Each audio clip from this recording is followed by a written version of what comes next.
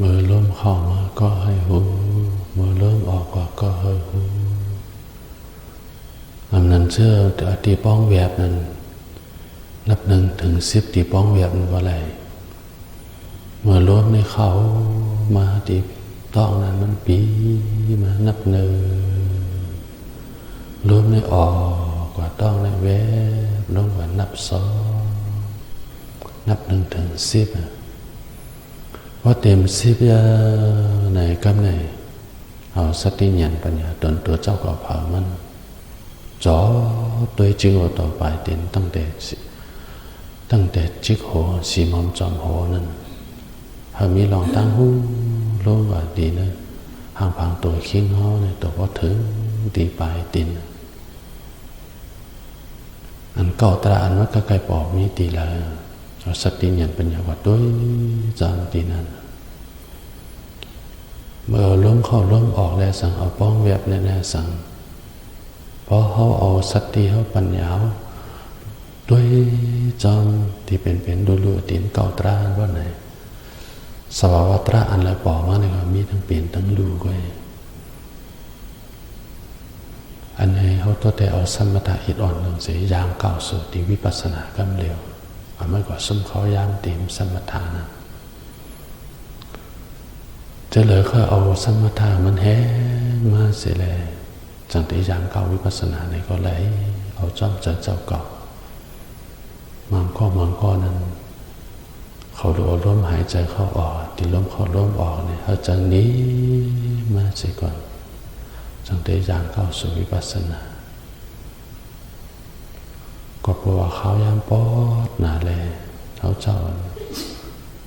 แนะนำให้เข้าสู่เส้นทางวิปัสสนาครั้งเดียว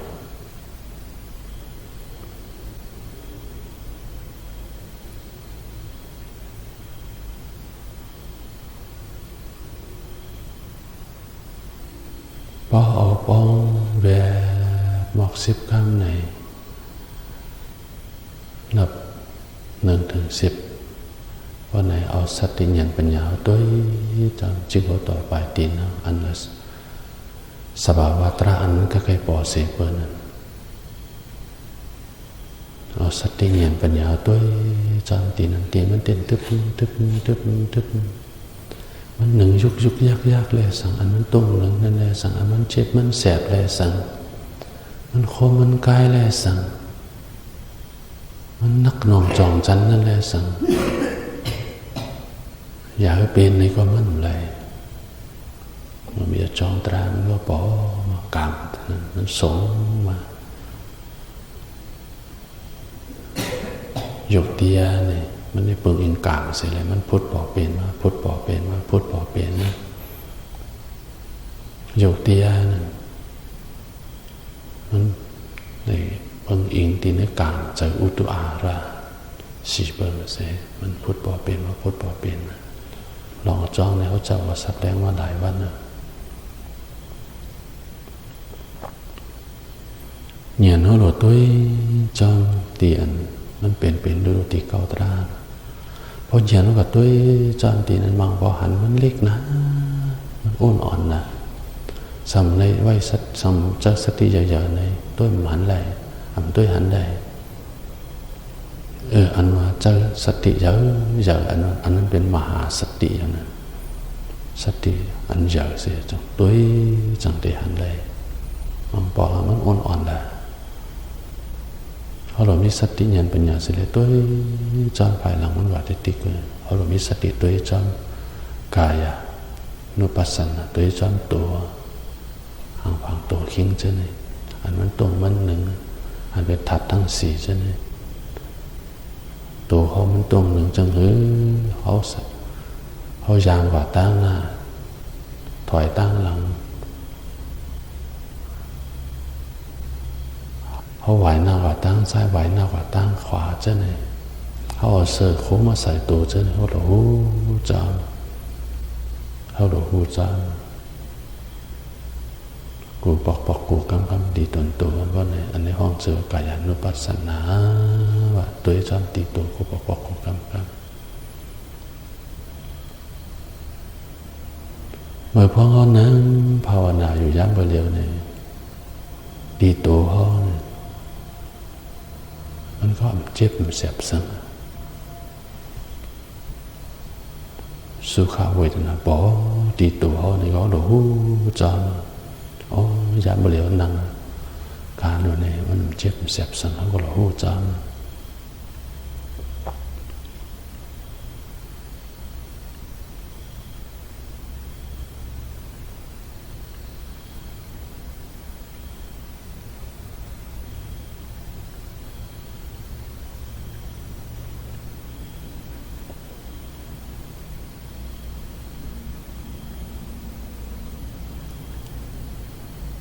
บอกมองเลยตีnơiใจhơn nên mónใจbỏ mà nếu có đồ hùใจมันnóใจในมองใจเนาะก็ตัวดีใจhơn nó bỏดีใจhơn hổจนเป็นซ้อมมันสาวเวนะbỏดีใจnó có đồ hùย้ำมันใจเจ้าก่อนมันหอมจนเสียงเบี้ยวๆนี่ก็พูดจามันสภาวะตระอันใดบอกว่านี่ก็เป็นทั้งรู้ไว้เนียนหูจาอันมันเป็นมันรู้นั่นอันนั้นห้องเจอวิปัสสนาเนียนเยอะ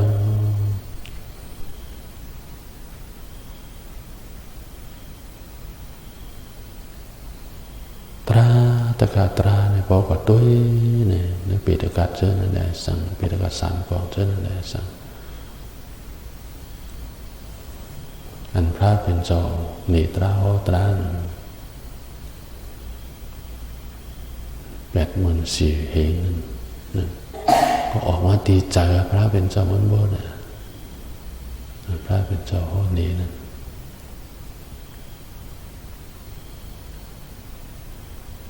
อันนอนแกนมันอันพระเป็นเจ้าเนโหตรานั่นน้องสัจจะสีเปิงสัจจะสีเปิงเป็นตรามันสื่อใจสีเปิงทุกข้าในก็มันก็มันเป็นสื่อใจ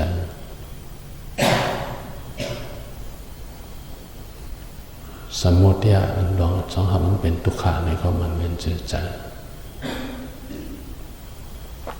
นิโรธาสัจจาในก็ทุกข้าหมดสุดเย็นก่อนในก็มันเป็นสื่อใจมรรคสัจจะเส้นตาสายตาเขาพอถึงที่ทุกข้าหมดสุดเย็นในก็มันเป็นสื่อใจ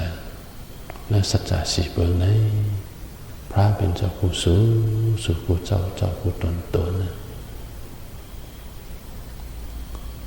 เนตราโหตรานะป่อนทำให้สัตว์ต่อทั้งหลายนะตราสัจจะสี่เบื้องนี่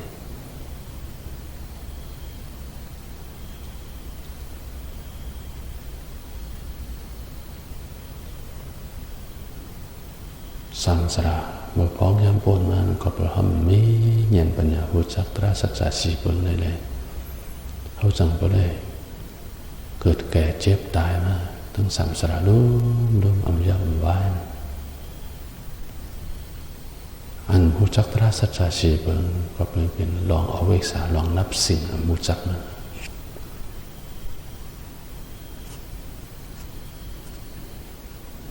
เอาเวกษา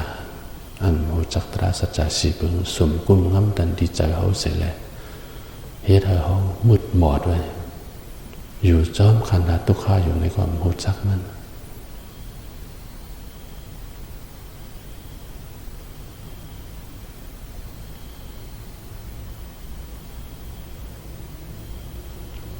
ขันธ์ทางมันทุกข้าเป็นเจ้าเฮือนพอมาเฮ็ดการตราเสร็จแล้วสอนเห็นเอาเสร็จแล้วหูแลสั่งเขาปฏิบัติเอาเสร็จแล้วหูแลสั่ง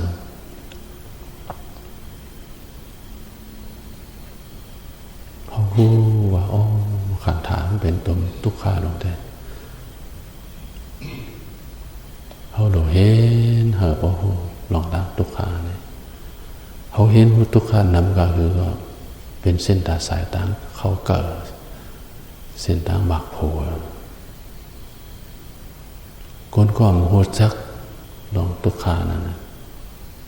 มันเคยออกหลอดแล้วก็เปิดเอาเวสาตั้งตัณหานั้นขอบงำวันไว้ บอกว่าเขาจะสับแรงในกว่านะสัจจะสีเปิ้ลเนี่ยทั้งสัจจะหยันเก่งซะหยันกัดดะหยันในสับแรงในกว่านะ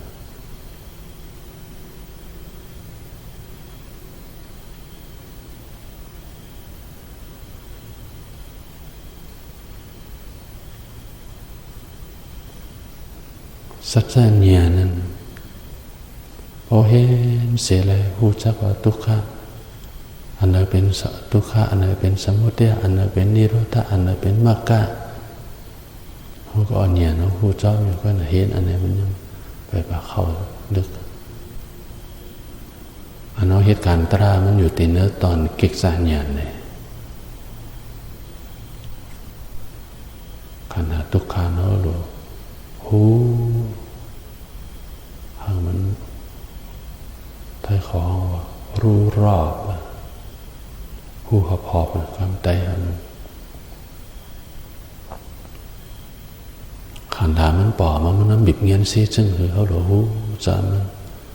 ขันถามันพูดป่อเป็นว่ามันมีการแหลกลายภายหน้าภายหลังเหมือนกันเป็นจึงเขาหลวหูจะมันหนูมีสติญาณปัญญาเสร็จแล้วหูจะมันเขาหูจ้องขนาดทุกข์น้ำก็คือดีกันนั่นเขามาเห็นตราอันว่านะมาปฏิบัติตราอันว่าบนตาอิสังเห็นเหอะว่าหูจักทุกขามังก็นั้น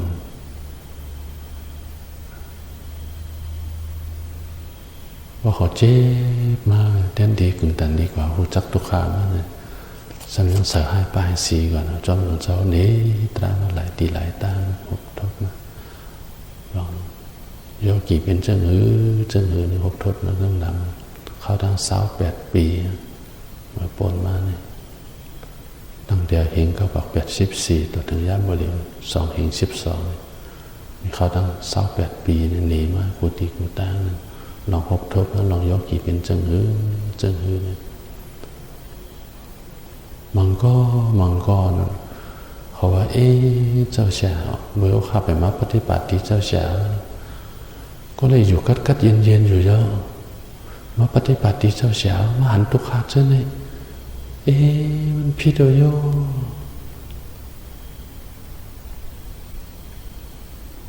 ก่อนได้ใจเนี่ยเป็นวิสิกิสาต่อตราอยู่เมื่อซาเลี้ยงกว่าเฮยาวเนี่ยเมื่อสุดท้ายก็สกุลยอมรับกว่าโอ้ดิตราเจ้าฉานั่นเละเนี่ยเข้าใจง่ายดีเนาะสกุลวานั่นกว่ากันกวนเอาในจอเกี่ยวพอจมยาวมันได้เหมือนกันกุฏิกุฏางนั่นน่ะ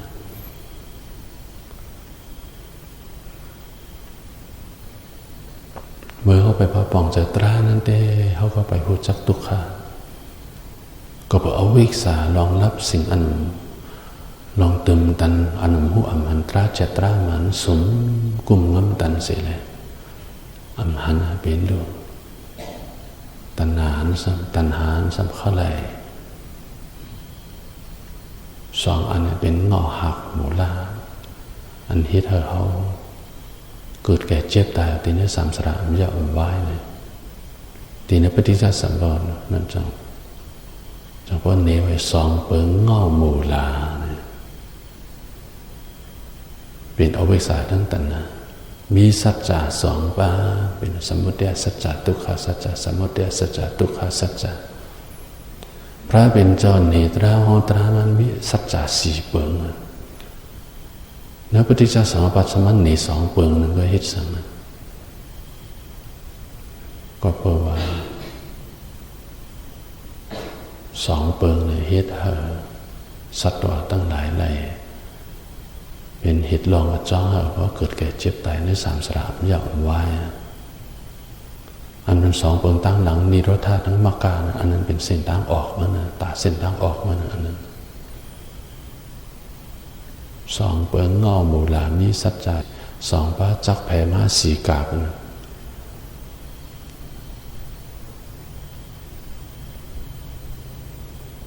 อติกจองกาบ 1ปัจจุบันอจุกาบ 1 ปัจจุบันอจองกาบอนาคตอโจกาบนึงมันจักแผ่มาสีกาบในอุดมกงของปฏิจจสมุปบาทมันมีสีกาบไปมีสีกิบไปพอเห็นปฏิจจสมุปบาททั้งการปฏิบัติมันมาสอดคล้องกันไว้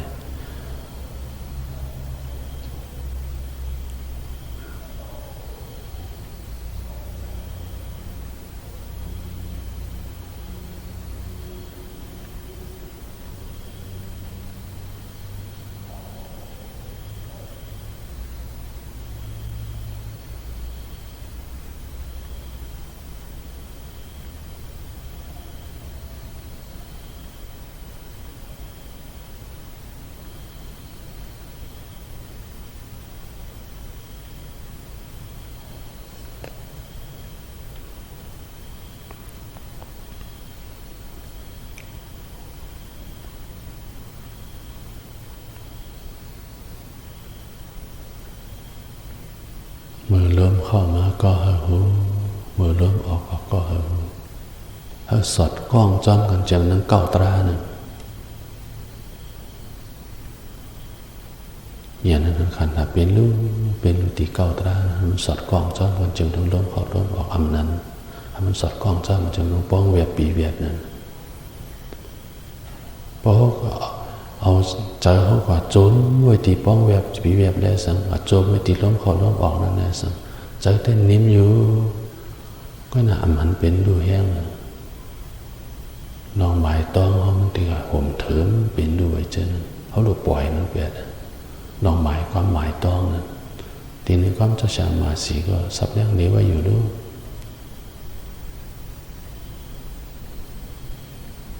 พอมันตึ๊ดมันจะหนังจากต้องหนึ่งว่าเจนนะเขาวิลองทั้งหูออกไว้ว่าจังเตะหูจดจีเลยเจนหลายวันปนมาเขาเจ้าก็สับเลี้ยงดีกว่าเขาอยู่ด้วยเอาป้องแบบแลสังเอาตีล้มเขาล้มออกแลสังเป็นสังเอาอะไรเอาเป็นปื้นฐานมันเสียแหละให้เธอจะเขานิ่มพอจากนี้มาไหนกันเลยเขาบอกตัวจังอันนั้นเป็นด้วยรู้นะเมื่อพ้องล้มในเข้ามาต้องเขาก็ปีมาล้มในออกก็ต้องเขาก็แวกกว่าเมื่อพ้องล้มเข้าล้มออกอันนั้นปีแวบนั่นเขาล้มเข้าล้มออกนั่นนะเขาว่ามีสติญาณปัญญาตัวจังนั้นเป็นด้วยรู้นะนั่นเมื่อล้มเข้ามาสติก็อยู่ตีล้มว่ามันเป็นนั่นด้วยก็เมื่อมันหยุดกว่าเยอะเนี่ยสติกว่าตัวจังตีนตีเกาตรามันดึงยุกยักตินตึ๊บตับพอเมื่อล้มออกกว่าขึ้นมาตีล้มเหมือนยุดกว่าเยอะเนี่ยครับเนี่ยสติญาณเป็นอย่างขึ้นมาตัวจังตีนเกาตราดึงยุกยักตินตึ๊บตับสันชับมังบอกมังในพ้องล้มเข้าล้มออกอยู่ในเจ้าพ่งปิวออกกว่าขนาดตัวตีใจเขาขึ้นในใจเขามันหนึ่งมันมีลองหักลองจังแล้วนำแต่นำวายครับเนี่ยมันปอมาปอใจปอใจกำปานั้นมันตีปอลองอันมันปอใจเขาโดดตัวใจมันไว้เขามาปฏิบัติในอยู่ดีจองในสังอยู่ดีเอินสังมันก็ปฏิบัติได้เขามีสติญาณปัญญากีออกมาพอเขาหันตีเก้าตรามันจังแรงเลี้ยงเงียนปัญญากีออกมาทีนั้นก็ตำทีนี้ก็แต้งทีนั้นก็เป็นทีนี้ก็รู้มันเป็นรู้อยู่ทีนั้นก็เป็นแล้วเกิดขึ้นมันรู้แล้วกว่ามันเกิดทีแล้วมันรู้ทีนั้นมันตำแต้งสมมติจอดกว่าทีนั้นตัวจะมันดึงชุกยักก็น่ะมังกรนะซ้ำหันทางพอดเนอเป็นรู้มันนำมังกรสมหันทางเป็นรู้ทางพอดตาเลยนำหันอันอะไรก็ยาวหันพอดอะไรก็ยาวพอหันเป็นรู้เนี่ยมันเป็นเส้นตาออกหลอดตั้งสิ้นเนี่ยพอตอนนั้นอยู่ตีนเก็กษาญาณนั้นหันขันหาเป็นด้วยเป็นเก็กษาญาณมีเท่งญาณอันเดียวก็รู้กตาญาณมีเท่งอันเดียวก็รู้เลยธรรมจักรวัฒนสูตรนั่นธรรมสัจจาพระเป็นเจ้า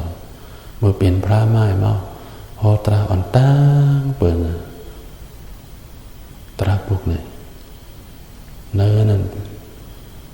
มีสัจจะสีเปิงเพราะว่าเมียงมันมีสัจจะเนี่ยเก็กสันกัตตาเนี่ยสี่อันสามปอกเป็น12มันมี12หอบบางนั้นทุกขสัจจะว่ามี3สมมติสัจจะว่ามี3นิโรธาสัจจะมี3มรรคสัจจะมี4อัน3ปอกมันมี12อันนั้นพอหลัดมองแล้วลีกกว่าเนี่ยเจอมันเลยเห็นนะมันตีปวดหัวมันยุ่งเขาเอาในสภาวะตราในตัวหลัดเอาละอันมันคมมันกายมันเจ็บมันแสบมาเจอนะเป็นมาจะรู้แล้วกว่าเนี่ยหูจำ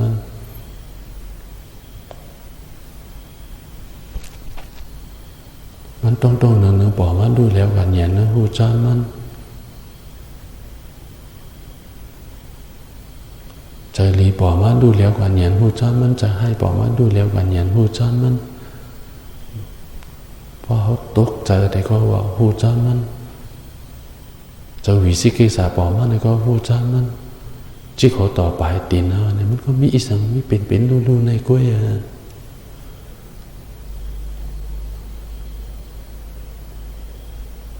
เนี่ยนั้นหันขันหาเป็นรูอันนี้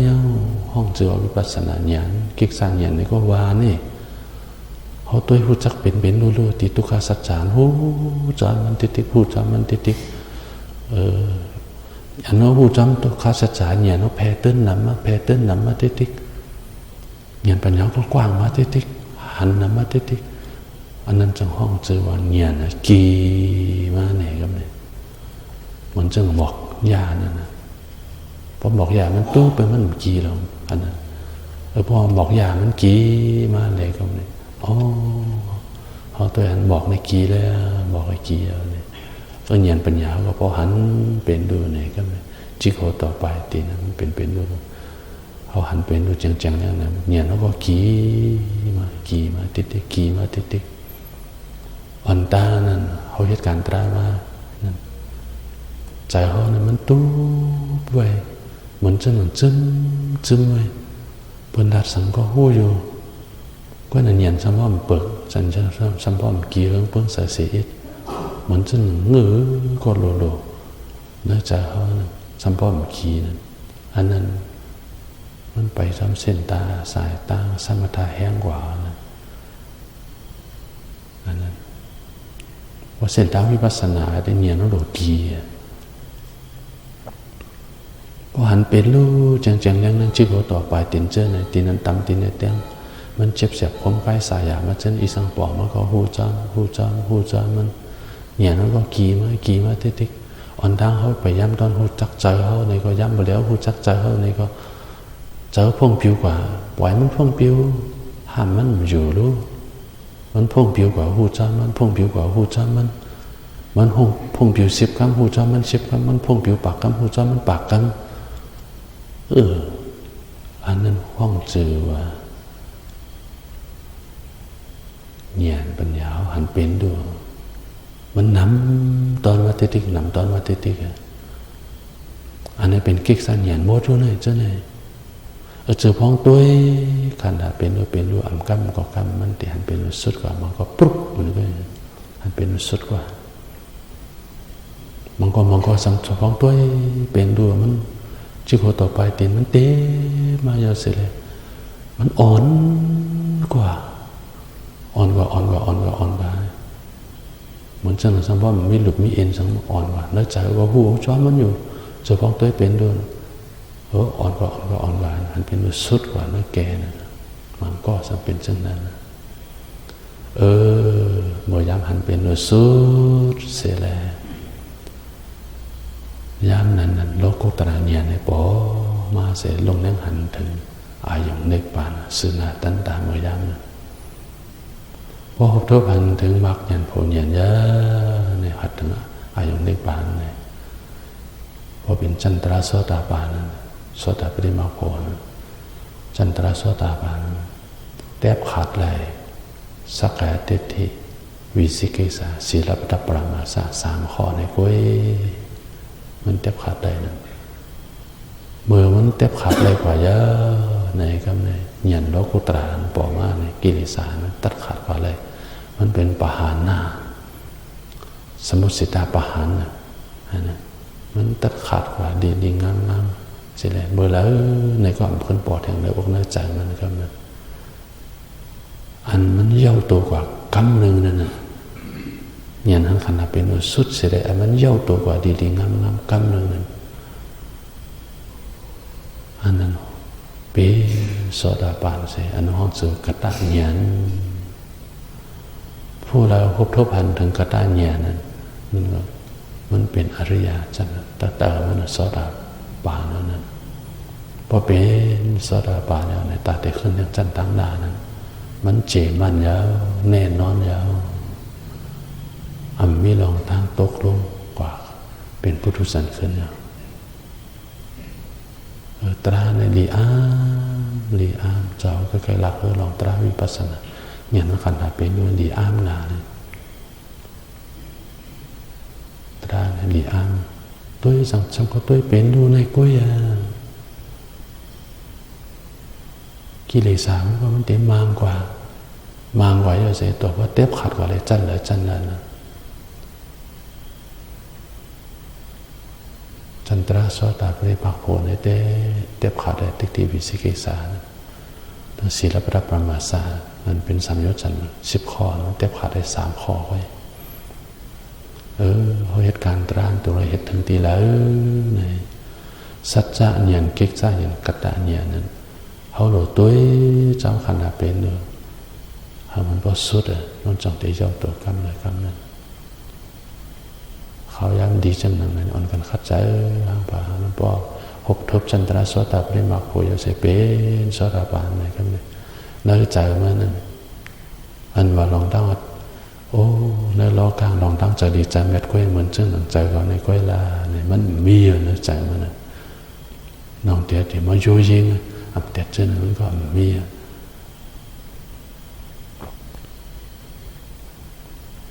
อันที่ก็ยมพิษยมเพลินลองฮิตของประเภทนี้ลองผิ่งทุ่งเช่นนั้นว่าเตะป้นรถอันนี้เหตุอันนั้นเตะป้นรถได้อันนี้เตะป้นรถได้มันก็มันก็ยมอยู่เช่นนั้นป้อมปฏิบัติว่ามันด้วยขนาดเป็นดูไหนมันป้นรถไหลไหนมันหู้มันเนี่ยนะมันแลดมาขี่มากว่าหันอันเลยมันเตะเป็นตราหมดหรอกครับนะหันอันเลยเข้ามาเนี่ยมันเป็นตราหมดตีเก้าตรานั่นน่ะตีคึกเล็กมันเทียงอันนึงเก้าตราไม่ตีแล้วเบื่ออ่อนตานั่นเอาตัวดีเลยเจ้าจังว่าปันสติเป็นจึงเวทนานั่นเป็นจึงตัวดีเลยเมื่อไปป่าหกทบตราเนี่ยเมื่อย้ำใจติดที่สักแต่ติดที่ปอมาเนี่ยลองตุ้งขำเวทนาเป็นจึงตัวดีเลยเพราะหูจักดีเลยนั่น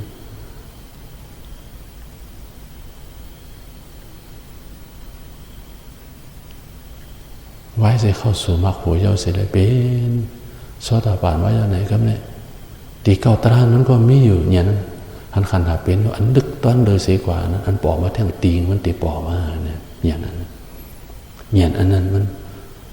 มันลึกต้นเลยเสียมือไปป่าหกทบตราเนี่ยอันนั้นปอตราเนื้อตัววันถามตราก่อนเลยเนี่ยสภาวะตราอันนั้นมันตีส่งมันตีไหลเข้าตีนึกกระเจิด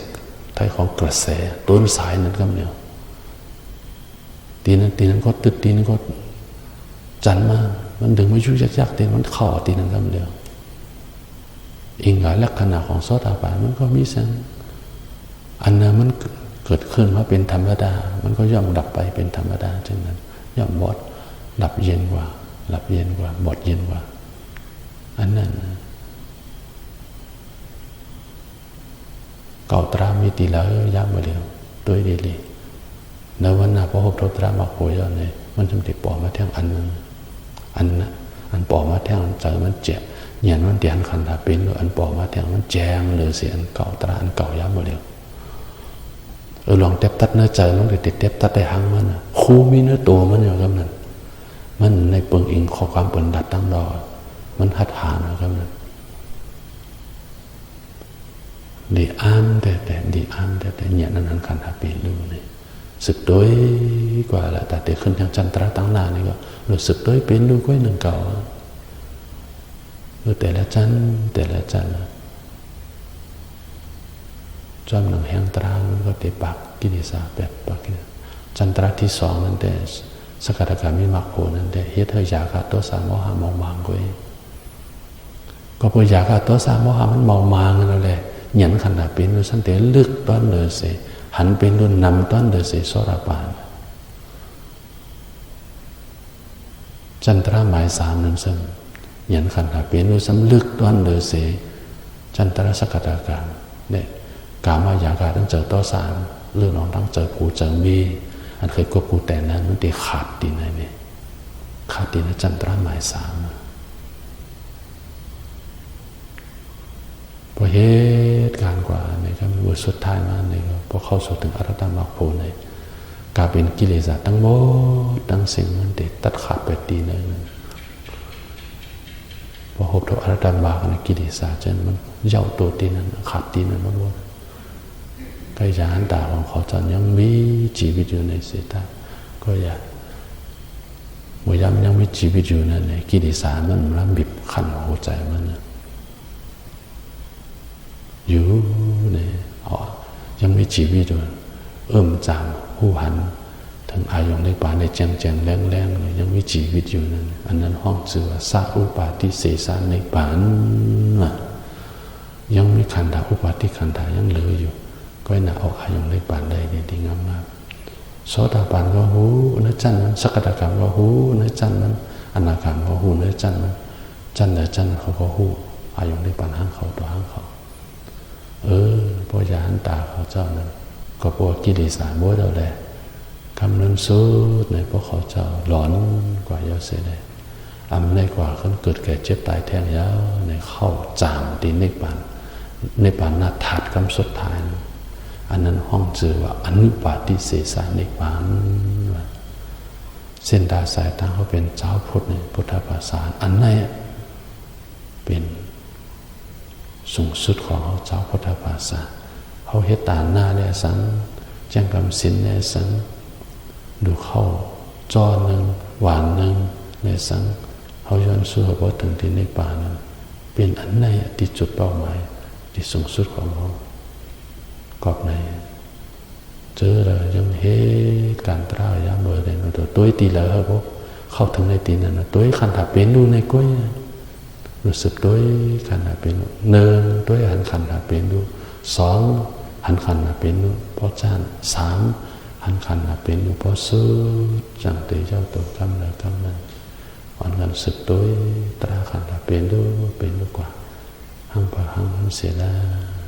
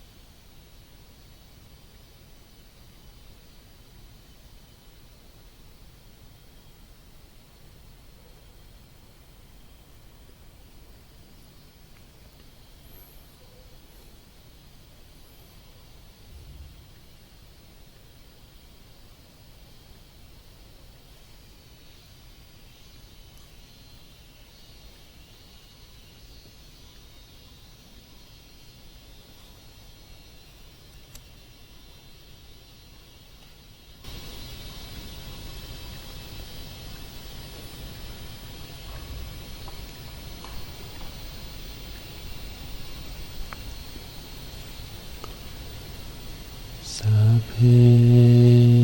สังขารานิจจติยถาปัญญายาปัสสติอัฏฐานัยเปตติโตเคเอสามะโกวิสุทธิยา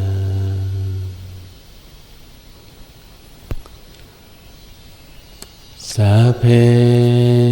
สังขาราทุกขาติยถาปัญญายาปัสสติอัฏฐา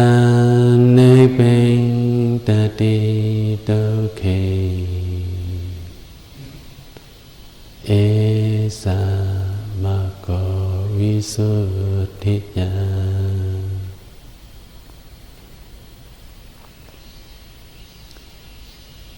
สัพเพ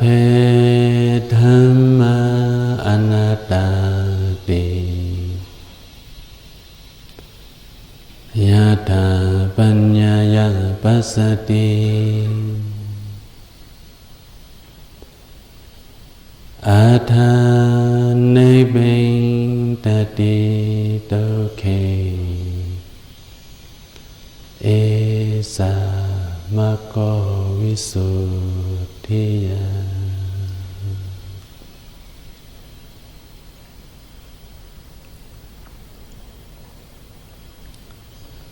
อิมายาธัมมานุธัมมา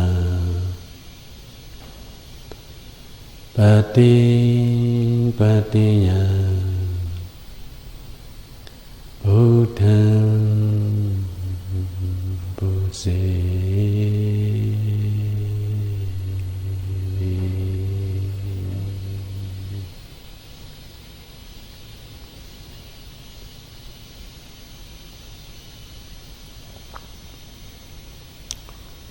อิมา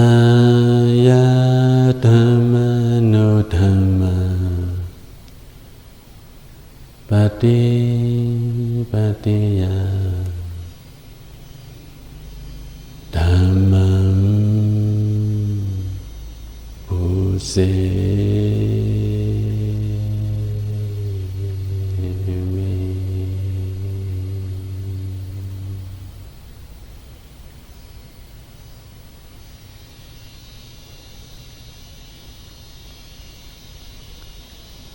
อิมายาธัมมานุธัมมาปฏิปฏิยาสังฆังปุเส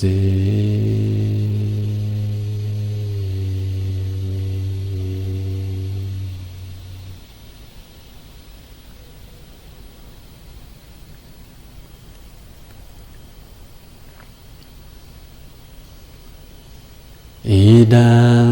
เมภาวนามัคคะสาจาภาลสาจาปัสสโยโหตุ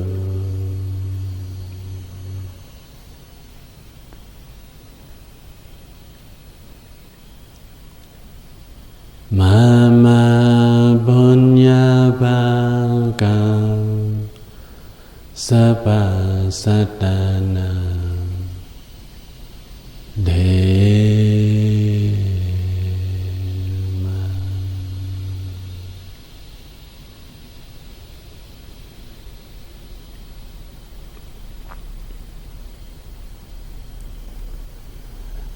อากาสัทธาจาภมมตาเทวานาคามหิติกาปุญญังตังอนุโมทิตาวาชิรังรักขันตุศาสนัง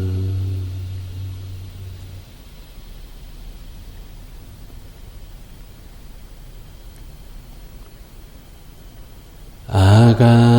สัทธาจาบุมมัทธาเดวานาคามหิติกาปุญญังตังอนุโมทิตวา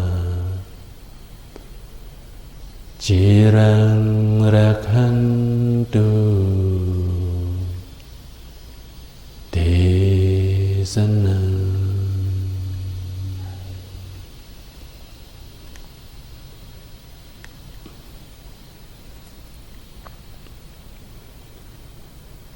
อากา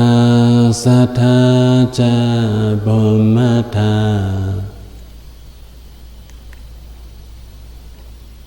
เดวานาคามหิติกาปุญญังตังอนุโมทิตวาจิรังรักขันตุมังปรัง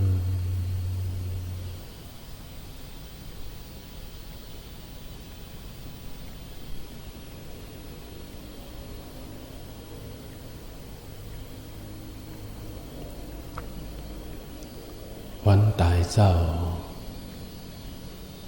เข้าเกิดจำมากูมินิตกูสักการเยา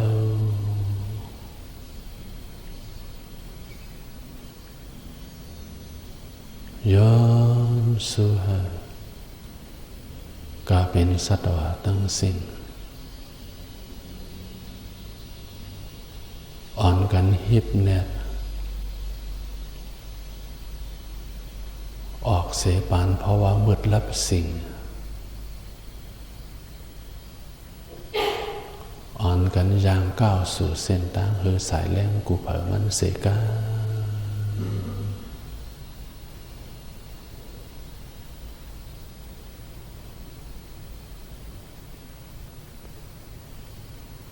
ย้อนสู่เฮากาเป็นสัตวะตั้งสิ่งเฮาได้มี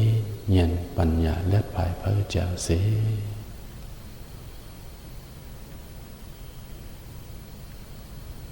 เจ้าหบทบหันถึงตราสัจจะมันแม่นเจอเจอในปานนาติกัดเย็น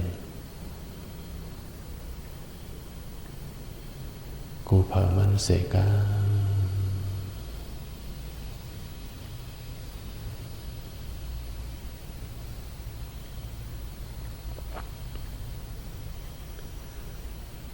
สัพเพสัตตาอเวรา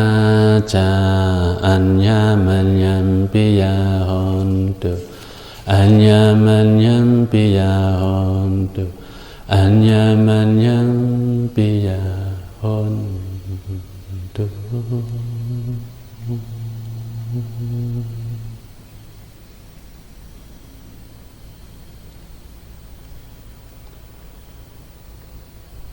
สัพเพสัตตาอเวราจาอัญญมัญญัมสุขาหนตุอัญญมัญญัมสุขาหนตุอัญญมัญญัมสุขาหนตุ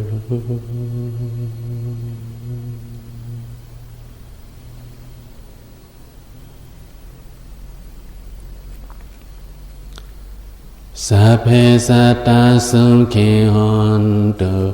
สัพเพสัตตาสุขิหนตุสัพเพสัตตาสุขิหนตุสัพเพสัตตาสุขิหนตุ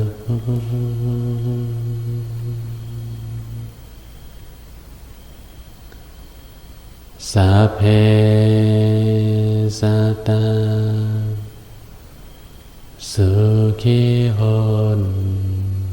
ตุ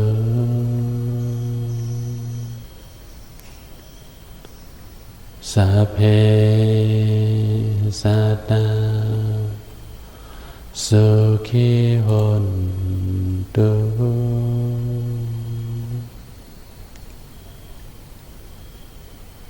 สัพเพสัตตา สุขีหนตุ